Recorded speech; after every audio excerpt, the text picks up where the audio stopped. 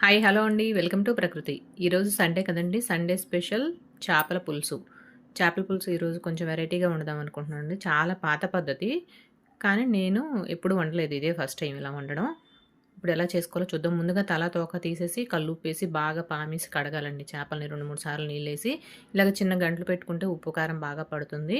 ఇప్పుడు కడిగిన ముక్కలని మనం ఏ గిన్నెలో వండుకుంటామో ఆ గిన్నెలో వేసి పసుపు, తగినంత ఉప్పు, తగినంత కారము, అల్లం వెల్లుల్లి పేస్టు, ఒక 2 పచ్చిమిరపకాయలు పొడవుగా కట్ చేసుకొని వేసుకోవాలి.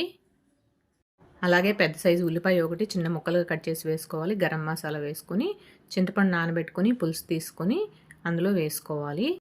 ఇందులోనే 2 స్పూన్లు ఆయిల్ కూడా వేసుకోవాలి. వేసుకుని ఇది గంటతో కలపకుండా ఒకసారి బాగా గిన్నె పట్టుకొని గుండ్రంగా తిప్పుకుంటూ కలిపినట్టుగా కలపాలి. ఇలా కుదిపితే మొత్తం ఈ మసాలాలు, ఉప్పు, కారం అంతా కలిసిపోతుంది పులుసులోను. ఇప్పుడు కొత్తిమీర కూడా జల్లుకొని స్టవ్ వెలిగించి మూత పెట్టి ఒక 10 నిమిషాలు ఉడికించుకోవాలి. మధ్య మధ్యలో మూత తీసి ఒకసారి చేపల్ని అటు ఇటుగా కలుపుకుంటూ రెండో వైపు కూడా తిప్పుకొని ఒక 10 నిమిషాల పాటు ఉడికించుకుంటే అంతేనండి. ఎంతో టేస్టీగా ఉండే చేపల పులుసు రెడీ అయిపోయింది. చాలా సింపుల్గా ఫాస్ట్గా అయిపోతుందండి. మనం డీప్ ఫ్రై చేస్తే ఆయిల్ కూడా ఎక్కువ పడుతుంది.